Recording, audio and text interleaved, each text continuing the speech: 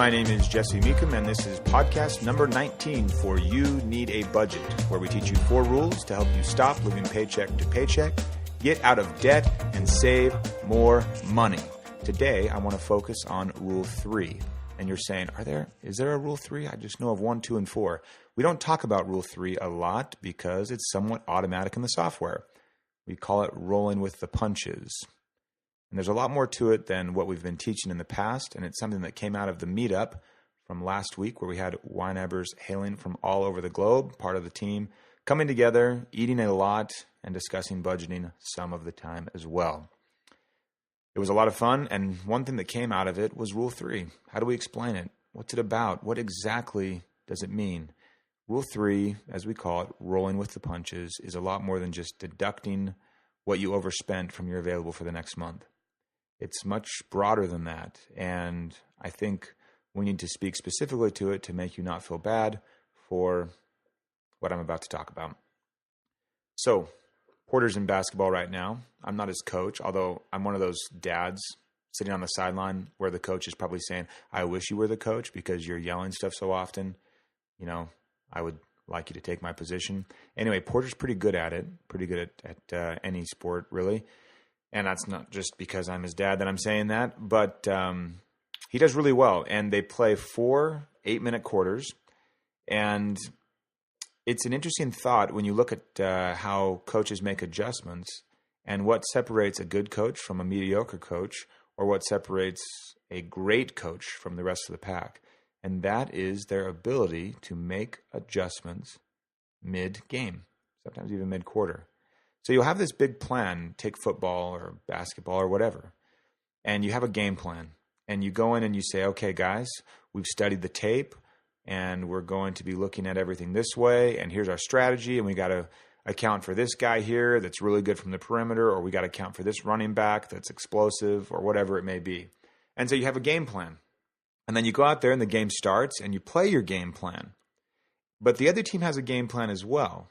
And they are adjusting for things, and they've looked at film of your team, and they have their own plan for how they're going to come out victorious. And in the end, it's not necessarily who has the better plan, but who can adjust better to the new things that crop up as the game unfolds. And you'll hear that a lot as you watch sports. Coaches will go in for the half, and the reporter will say, what kind of adjustments are you going to make? Sometimes the coach will say, we're not going to make any adjustments. We're just going to keep playing our game. And that's mostly the guys that are winning. And the coach that's losing, he may say, well, we're going to have to do X, Y, or Z. We're going to have to execute our plan a little better, or we're going to need to make such and such adjustment. It's really sound and happens all the time, but it's good thinking. You make adjustments based on what is actually happening. And you do your best at the beginning of the game for the week prior. You do your best to, to foresee what you can and say, well, I think we're going to have to do this here and that there. I think we're going to have to spend a little here and spend a little there and try and save for this, that, there. And then you start running with the month, and you realize that life is kind of throwing you a few curveballs, and it's not necessarily as cut and dry as you'd like, and you have to make adjustments. Making those adjustments is Rule 3. Where you can say, you know what, we need to take some money from here and put it over here because it's in the red. Or I'm going to let that money roll forward. It's not that much anyway. It's okay.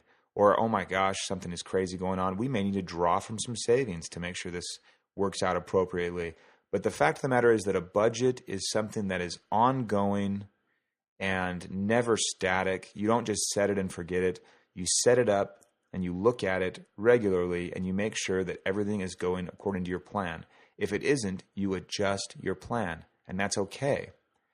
A good budgeter is not someone that can make a good guess and then stick to it. A good budgeter is someone that can adapt to new information as it rolls in that allows them to make the best decision with the information they have. A good budgeter, again, makes good decisions, makes the best decisions based on the best information that they have at the time. At the beginning of March, you have some amount of information, and in the middle of March, you have more information than when you started. So use that additional information, adjust your game plan accordingly, and carry on. That is exactly what budgeting is. It's being flexible. And rule 3 is all about that flexibility, rolling with the punches, being able to take a hit and not have it knock you off your feet. That is today's podcast. Thank you for listening. And until next time, follow YNAB's 4 rules and you will win financially. You have not budgeted like this.